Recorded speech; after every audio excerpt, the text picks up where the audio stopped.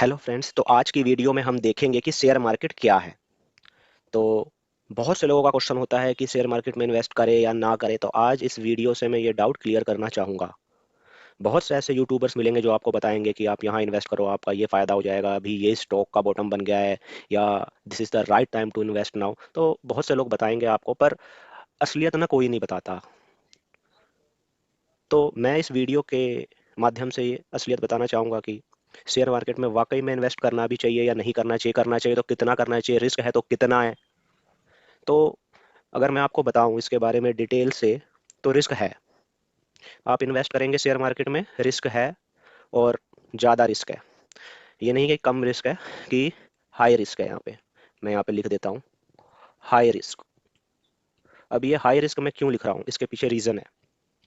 Reason ये है कि ऐसा कहा जाता है कि 90% से ऊपर लोग अपने पैसे को गंवा देते हैं स्टॉक मार्केट के अंदर। क्योंकि वो इसलिए भी गंवा देते हैं क्योंकि वो बहुत जल्दी पैसा कमाना चाहते हैं, तो वो गलत इन्वेस्टमेंट कर देते हैं। बहुत सारी ऐसी इन्वेस्टमेंट होती है जो बहुत गलत होती है। एग्जाम्पल के लिए अगर मैं शेयर मार्केट को भी हटा के क्रिप्टो का एग्जाम्पल दूं, तो याद करो 2 साल पहले क्या क्रेज हुआ करता था, 1 साल 2 साल पहले क्रिप्टो का।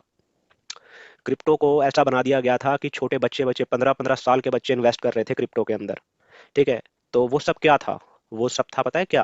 वो सब एक हाइप क्रिएट की गई थी कि लोगों को इन्वेस्ट कराया जाए क्रिप्टो के अंदर। वो ऐसा माहौल बना देते हैं आज के टाइम पे, और कई सारी वीडियोस बन रही थी उस टाइम पे। बहुत सारे वीडियोस में बताया जा रहा था, हाँ हाँ चलो खरीदो आप, कॉइन DCX डाउनलोड कर लो, और भी पता नहीं कितने सारे प्लेटफॉर्म थे। तो आज देखोगे उनकी हालत, उन क्रिप्टो की हालत आज देख लो जाके। 60 70 80 90% तक गिर गए हैं। पता नहीं कब उठेंगे, और मेरे को तो नहीं लगता कि उठेंगे। और उठेंगे भी तो क्या, कब उठेंगे? जब इन्वेस्टर सारा अपना लॉस बुक कर लेंगे तब वो उठा भी देंगे। उनको तो फायदा क्या, इन्वेस्टर को तो लॉस ही हो गया।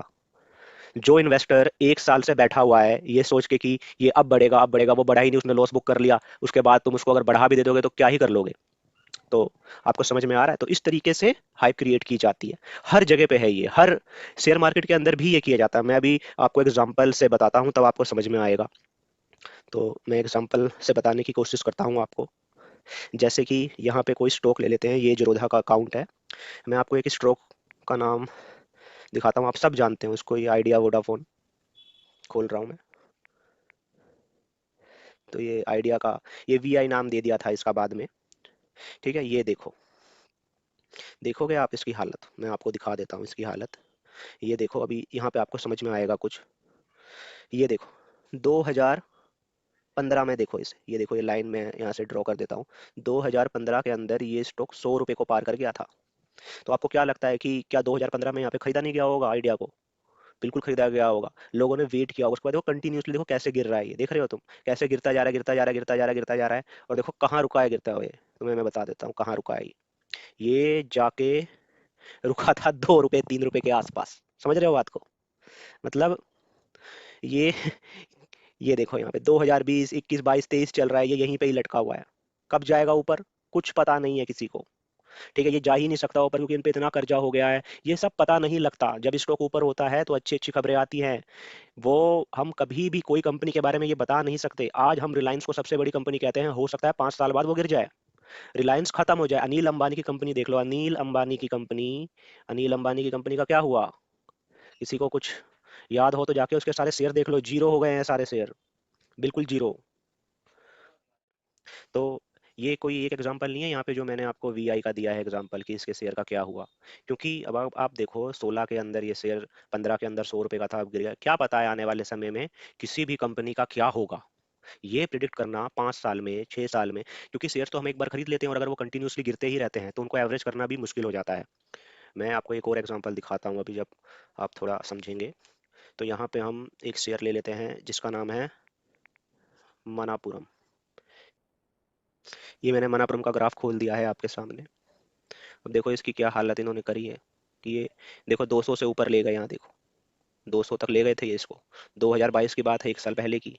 ठीक है, 21 से 22 में देखो ये इसको 200 तक ले गए, बढ़ाते बढ़ाते बढ़ाते बढ़ाते, फिर अचानक इन्होंने गिरना स्टार्ट कर दिया इसे। देखो 2023 ये रहा। ठीक है, 2023, 2022 के अगर हम स्टार्टिंग से 2023 को अभी तक देखें तो ये थोड़ा सा बढ़ना भी स्टार्ट हुआ है। पर देखो ये 100 रुपये से भी नीचे इन्होंने पहुंचा दिया था, 200 का शेयर आधा कर दिया था। ठीक है, लोग क्या करेंगे यहाँ पे? लोग तो निकलने की कोशिश ही करेंगे, लोग तो यही सोचेंगे कि ये और गिरेगा। तो जैसे वोडाफोन में, ऐसे इसमें अगर इसको ये बढ़ा भी देंगे तो क्या ही बढ़ा देंगे, इन्वेस्टर तो अपना लॉस बुक करके ही चलता है। उसे तो लगता है कि चलो 200 का शेयर है, 100 हो गया है, चलो भाई बुक कर लेते हैं, पता लगे 50 हो जाए। पता नहीं है ना कुछ। तो जब खबरें आती हैं मार्केट का, तब बाद में पता लगता है वो हो ये फ्रॉड हो गया। तो ये सारी बातें बताने का मेरा ये मकसद नहीं है कि आप इन्वेस्ट मत करो, शेयर मार्केट में इन्वेस्ट करो, पर बहुत ज़्यादा नहीं। एग्जाम्पल के लिए अगर हम समझे, आपके पास सपोज करो 1 लाख रुपीज़ है, ठीक है, तो इसका 10% ही आप शेयर मार्केट में लगाओ, ठीक है, 10% ही। क्यों? क्योंकि अगर आप 10,000 इन्वेस्ट करोगे तो आपका जो लॉस कितने का होगा, 10,000 का ही होगा, पर आप 1 लाख इन्वेस्ट कर दोगे, जो कि सपोज करो आपकी सेविंग है, मैंने कहा है सेविंग का 10%। बात को समझने की कोशिश करना। ये नहीं कि आपके पास 10 लाख रुपए है और आपने 10 लाख के 10 लाख ही लगा दिए और फिर उसमें आपको 3 लाख का 4 लाख का लॉस दिखा रहा है, तो फिर आप सोच रहे हो कि भाई ये तो बेकार जगह है। ऐसा नहीं। 10%, ये तय कर लो कि जितनी भी आपकी सेविंग है उसका 10% ही आप शेयर मार्केट के अंदर डालोगे, क्योंकि यहाँ पे हाई रिस्क है। अच्छा, दूसरी चीज जो बहुत इंपॉर्टेंट है वो है कि आप कौन से शेयर अगर खरीदोगे भी तो खरीदोगे। तो यहाँ पे सबसे नाम आता है, यहाँ देख लो, सबको पता है कि ब्लू चिप शेयर्स में ही जाना। ब्लू चिप शेयर्स में जाओगे तो वहाँ पे ऐसा नहीं है कि आपको लॉस नहीं हो सकता, लॉस हो सकता है पर चांसेस कम है। एग्जाम्पल के लिए देखो, यहाँ पे H D F C bank show कर रहा है, एच डी एफ सी के बहुत सारे शेयर है, एच डी एफ सी है, H D F C life है, ठीक है, एक H D F C A M C है। तो ये ना एक बड़ी कंपनी है, एक लार्ज कंपनी है, एक लार्ज कैप है। तो ये इसके खत्म होने के चांसेस बहुत कम है। छोटी कंपनी में लगाओगे वो कब खत्म हो जाए कुछ पता नहीं। ठीक है, तो बड़ी कंपनी में इन्वेस्ट करो। इसमें क्या होगा, जैसे एच डी एफ सी हो गया यहाँ पे, जैसे यहाँ पे टी सी एस दिया हुआ है। अब देखो टाटा जो है कितनी पुरानी कंपनी है, ठीक है, ये कैसे खत्म होगी, इतने सारे प्रोडक्ट बनाती है, ठीक है, इतने सारे शेयर इसके लिस्टेड हैं। अब देखो यहाँ पे हिंदुस्तान यूनिलीवर भी दिया हुआ है, ठीक है, यहाँ देखो बजाज फाइनेंस है। अब बजाज के भी बहुत सारे शेयर्स हैं, बजाज फिनसर्व है, बजाज ऑटो है, तो इतनी जल्दी ये गिर नहीं सकते, क्योंकि सपोज करो अगर H D F C bank और एच डी एफ सी खत्म हो जाता है, ठीक है, टी सी एस खत्म हो जाता है, बजाज खत्म हो जाता है, हिंदुस्तान यूनिलीवर खत्म हो जाता है, तो फिर बचेगा क्या? फिर तो कंट्री ही खत्म हो जाएगी, इसका मतलब ये है। ठीक है, अब यहाँ पे रिलायंस का नाम भी दिया गया है, बट रिलायंस को मैं थोड़ा अवॉइड ही करवाता हूँ। बट चाहे तो बड़ी कंपनी इन्वेस्ट कर सकते हैं। ठीक है, मैं रिलायंस को अवॉइड क्यों करवाता हूँ इसके लिए मैं एक और वीडियो बनाऊंगा तो उसमें बताऊंगा। बट आप ऐसे रिलायंस में इन्वेस्ट कर सकते हैं। यहाँ पे ये कहने का बिल्कुल भी मकसद नहीं है कि रिलायंस में इन्वेस्ट मत करो। मैं ये कहना चाहता हूँ कि करो तो ब्लू चिप्स के अंदर ही करो। कोई नई कंपनी मत ढूंढो अपने आप से, या किसी के कहने पे या न्यूज़ वालों के कहने पे या कहीं पे भी कोई आपको बोले कि हाँ ये तो भाई बहुत बढ़िया शेयर है, बढ़ रहा है। तो आप जानते हो कि अडानी के शेयर में अभी क्या हुआ था, बताने की जरूरत नहीं है। गिर जाते हैं फिर बढ़ जाते हैं, फिर गिर जाते हैं फिर बढ़ जाते हैं, खत्म हो जाएंगे रहेंगे, कुछ पता नहीं है। तो इस तरीके से आप सिर्फ 10% ही इन्वेस्ट करो अपना। 10% इन्वेस्ट करोगे तो आपको लॉस भी कम होगा, अगर लॉस होगा तो, पर चांसेस बहुत कम है, क्योंकि आप 10% इन्वेस्ट कर रहे हो वो भी ब्लू चिप के अंदर, तो बिल्कुल चांसेस नहीं है कि आपका लॉस हो ही जाएगा, वहाँ पे बहुत ही कम चांसेस हैं। और एक बहुत इंपॉर्टेंट चीज़, बिना रिसर्च कोई भी स्टॉक मत परचेज करो। अब यहाँ पे ये देखो, टिक बाई फिनोलॉजी है, ये एक ऐप भी है इसकी, और ये एक साइट भी है, यहाँ जाके आप सर्च कर लो, कोई सा भी स्टॉक यहाँ पे डाल लो, ठीक है, उसको सर्च करो, समझो कि खरीदूं ना खरीदूं क्या करूं। यहाँ पे जैसे मैं डाल लेता हूँ कोई भी स्टॉक, यहाँ पे मैं डाल लेता हूँ एच सी एल टैग, डाल के देख लेता हूँ, देखो ये आ गया।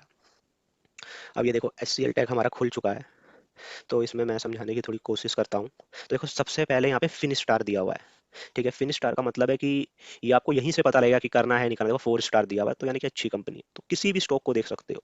ठीक है, किसी भी स्टॉक को सर्च करना है, देखना है प्रॉपर ढंग से कि भाई कैसा स्टॉक है। देखो यहाँ पे आपको मार्केट कैप का पता लग जाएगा, ठीक है, वैसे ही आपको इसकी डिविडेंड यील्ड देखो कितनी बढ़िया डिविडेंड यील्ड देता है ये, एफडी के बराबर देगा डिविडेंड यील्ड ये।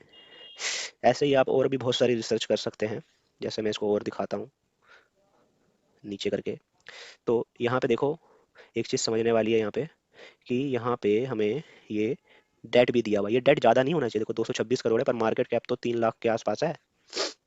तो ये भी देखना है कि उस पर डेट कितना है, कि भाई ऐसा तो नहीं है कि बहुत ज़्यादा ही डेट है, तो उसमें नहीं करना है, वो आपको स्टार से पता लग जाएगा। वैसे स्टॉकों के स्टार 2 स्टार आपको मिलेंगे, उसमें बिल्कुल नहीं करना, हमेशा 4 या 4 से ज़्यादा, 5 हो तो और अच्छी ही बात है, पर 4 तो एटलीस्ट होना चाहिए। तो ये देखो यहाँ पे इसका पीयर कंपैरिजन दिया हुआ है, सारी कंपनीज है, इसे रिसर्च कर सकते हो। और जो मैं सबसे ज़्यादा पसंद करता हूँ इसके अंदर किसी भी स्टॉक के लिए, वो पसंद करता हूँ इसके जो ये यहाँ पे ग्राफ दिए हुए हैं, जैसे सेल का देखो आप, सीधा ऊपर जा रहा है, प्रॉफिट का देखो आप ऊपर जा रहा है, रिटर्न ऑन इक्विटी भी अब ऊपर हो गया है, रिटर्न ऑन कैपिटल एम्प्लॉयड देखें तो ये थोड़ा सा डाउन है, बट ठीक है, ओवरऑल अगर हम इन तीनों को देख ले तो ये चलेगा।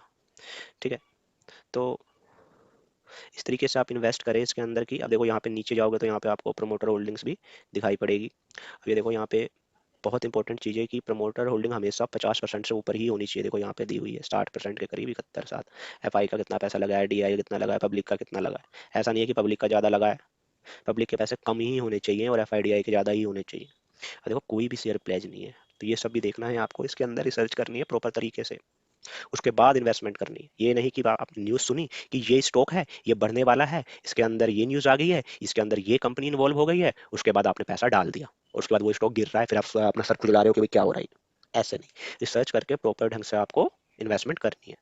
और कितने परसेंट, अभी अभी बताया मैंने, 10% ऑफ सेविंग, सिर्फ इतना ही करना है। लालच नहीं करना है। अपने जो भी आप काम करते हैं, चाहे आप एक जॉब करते हैं या आपका अपना बिजनेस है, उस पर ध्यान देना है। हाँ, उसके बाद जो आपकी सेविंग होती है उसका 10% आप कर सकते हो, बिल्कुल आराम से कर सकते हो। आपको डिविडेंड भी देती है share market time to time. मैंने खुद इन्वेस्ट किए हैं बहुत सारे शेयर में, बहुत सारा प्रॉफिट भी बुक किया है, कुछ शेयर में मैं फंसा भी हूँ। तो मैं अपने एक्सपीरियंस के बेस पे बता रहा हूँ ये सारी बातें, कि फंसते हैं शेयर के अंदर, बहुत दिक्कत हो जाती है, एवरेज करने में बहुत दिक्कत हो जाती है। एक बार में अगर ज़्यादा माल उठा लिया, उसको एवरेज करना बहुत मुश्किल होता है। तो आप हमेशा 10% ही करें। ये टेक्निक मैंने खुद इसे फॉलो करी है। और आप शेयर को ना आराम आराम से खरीदें। मतलब वो कहते नहीं है कि शेयर को एक बार पैसा, अगर आप सपोज करो आप 10,000 लगाना चाहते हो किसी शेयर में, तो आप 2-2 हज़ार करके लगाओ। भाई शेयर आपका 10% गिरे, आपने 2,000 लगा दिया, फिर 10% खरीदे, फिर 2,000 लगा दिया, फिर 10% खरीदे, फिर उसके बाद आपने 4,000 लगा दिया। तो इस तरीके से आप इन्वेस्ट करें। तो thanks for watching. I hope इस वीडियो के माध्यम से आपको समझ आया कि इन्वेस्टमेंट कैसे करें शेयर मार्केट के अंदर।